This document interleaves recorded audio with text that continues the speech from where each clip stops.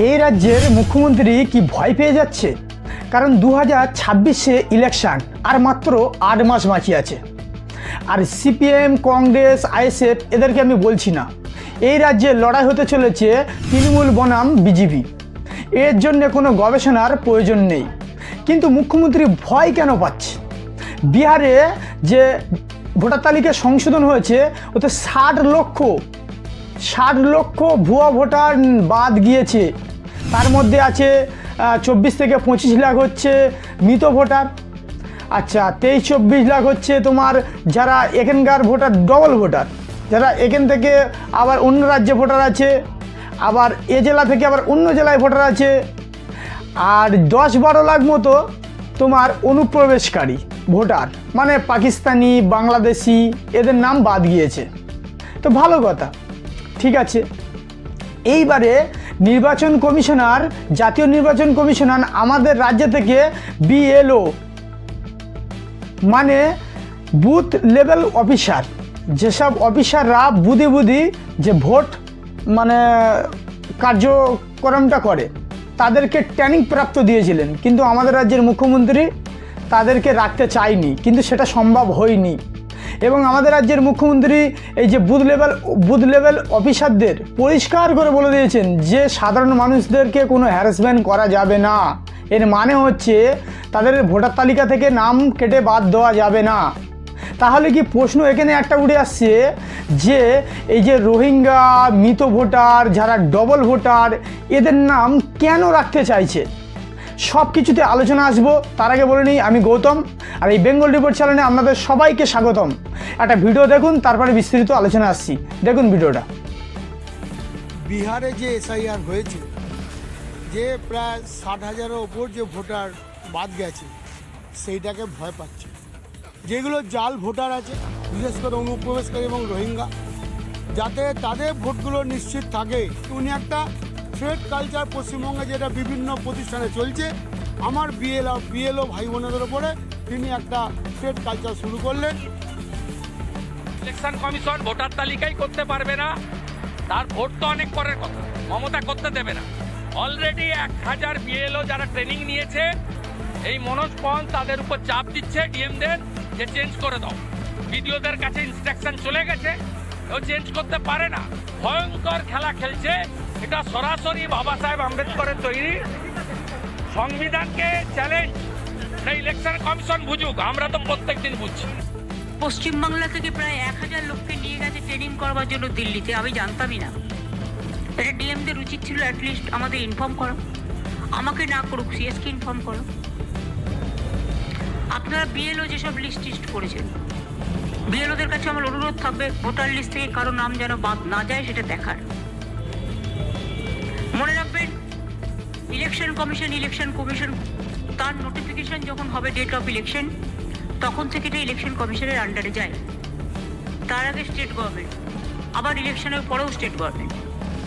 সুতরাং এটা মনে রাখবেন, আপনারা চাকরি করেন স্টেট গভর্নমেন্টের, কোনো মানুষকে অযথা হ্যারাস করবেন না। এর আগেও আমরা দেখেছি ডিএ বা অন্যান্য অধিকারের ব্যাপারে তিনি কিন্তু রাজধর্ম পালন করেন। তো এই ব্যাপারটা আমরা অত্যন্ত আমরা যে আশঙ্কা করছিলাম এটা যে যথাযথ, সেটা উনি প্রমাণ করে দিন। উনি পরোক্ষে বলতে চাইছেন যে সরকারের বা যে রাজনৈতিক দলের তিনি মন্ত্রী, তাদের মতো করে ভোটার তালিকা থাকতে হবে বা কাউকেই বাদ দেওয়া যাবে না। অর্থাৎ যে ইলেকশন কমিশনের যে গাইডলাইন আছে সেই অনুযায়ী কোনো ভোটারের নাম যদি বাদ যায় ন্যায্য কারণে, সেটা কিন্তু করা যাবে না, এবং তার জন্য তিনি সেই কর্মচারীকে দেখে নেবেন। এটা অত্যন্ত নিন্দনীয় এবং আশঙ্কার একটা বিষয়। কারণ এর আগে আমরা দেখেছি প্যারামিলিটারি ফোর্স থাকা সত্ত্বেও বুথে ভোটের সময় রাজনৈতিক সন্ত্রাস হয়েছে এবং ভোটকর্মী বা প্রিসাইডিং অফিসার মারা পর্যন্ত গিয়েছে। ফলে আমরা লিখিত প্রতিশ্রুতি চাইছি যে নির্বাচন কমিশনকে সর্বোচ্চ দায়িত্ব বা সর্বাধিক দায়িত্ব নিতে হবে, যাতে সর্বাধিক সিকিউরিটি বিএলওদের দেওয়া যায়, এবং এই ধরনের মন্তব্য যারা করবেন একটা প্রশাসনিক জায়গায় থেকে, তাদের বিরুদ্ধেও যাতে কড়া ব্যবস্থা যাতে নেওয়া হয়। দর্শক, ভিডিওটা দেখলেন।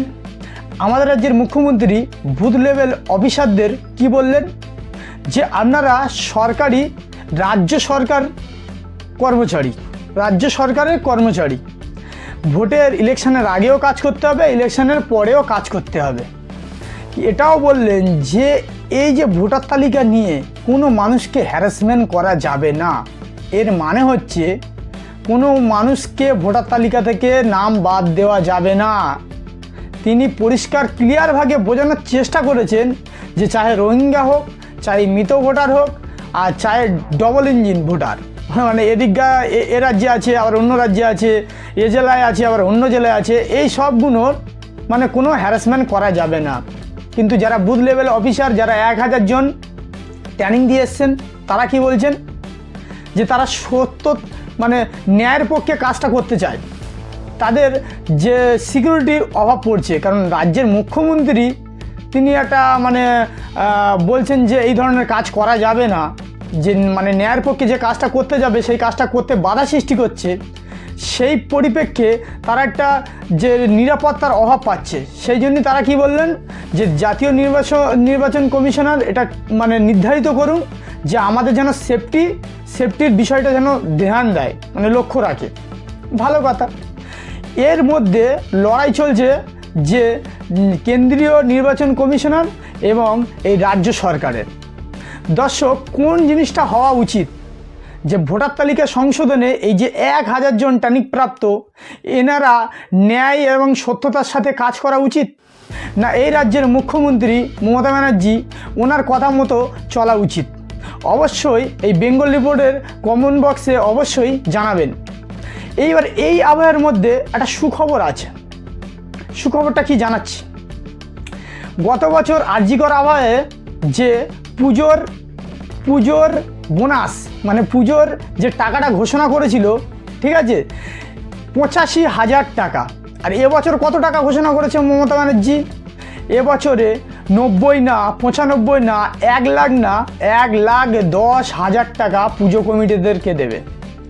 1,10,000 টাকা মমতা ব্যানার্জি পুজো কমিটিদেরকে ঘোষণা করেছেন। এইবারে কথা হচ্ছে, খুব ভালো কথা, এতে আমার কোনো বিরোধ নেই, খুব ভালো কথা। কিন্তু যাদের বড় বড় পুজো কমিটি, যাদের বাজেট 50 লাখ, 1 কোটি, 1.5 কোটি, তারাও এই 1,10,000 টাকা পাবে। এখন প্রশ্ন হচ্ছে, অনেক সময় আমরা দেখেছি যে রাজ্য সরকারের তরফ থেকে মানে বলা হচ্ছে যে রাজকোষ শূন্য, মানে রাজকোষ শূন্য, মানে রাজ্যে পয়সা কম। তাহলে এই যে 1,10,000 টাকা করে দেওয়া হচ্ছে, কোথা থেকে পাচ্ছে? একটা প্রশ্ন কিন্তু রয়ে গেছে। রাজকোষ শূন্য যদি হয় তো এই টাকাগুলো কোথা থেকে পাচ্ছে? কয়েক কোটি টাকা। দর্শক, এতে পুজো কমিটিতে যে টাকাগুলো দিচ্ছে এতে আমার কোনো বিরোধ নেই, কিন্তু যাদের 50,000, 1.5 কোটি, 1 কোটি টাকা বাজেট, তারাও এই টাকাটা পাবে। মানে সবাইকে দেওয়া হচ্ছে এই টাকাটা। এখন আপনাদের কি মতামত অবশ্যই জানাবেন। আর এই যে বুথ লেভেল অফিসার, এরা খুব একটা সমস্যার মধ্যে পড়ে গেছে। এরা রাজ্য সরকারের মানে চাকরি করেন এবং এরা সত্যতা নিষ্ঠার সাথে কাজ করতে চায়। এরা ট্রেনিং প্রাপ্ত, কিন্তু এদেরকে দুটানায় ফেলে দিয়ে গেছে। রাজ্যের মুখ্যমন্ত্রী বলছেন যে কোনো ভোটার তালিকা থেকে নাম সংশোধন মানে বাদ দেওয়া যাবে না, কোনো মানুষকে হ্যারাসমেন্ট করা যাবে না, এবং জাতীয় নির্বাচন কমিশনার কেন্দ্র থেকে ওটা বলা হচ্ছে যে সত্যতার সাথে কাজ করতে হবে, হ্যাঁ, এবং যে জেলা শাসক ও জেলার নির্বাচন কমিশনারদের উনি বার্তা দিয়েছেন যে সত্যতা এবং নিষ্ঠার সাথে কাজ করার জন্যে। কে বার্তা দিয়েছেন? জাতীয় নির্বাচন কমিশনার। এবার এর মধ্যে এখন কোন জিনিসটা মানে লড়াইতে কে জেতে আর কে হারে, সেটাই হচ্ছে এখন দেখার বিষয়। আপনাদের মতামত অবশ্যই জানাবেন, আর ভালো থাকবেন, সুস্থ থাকবেন।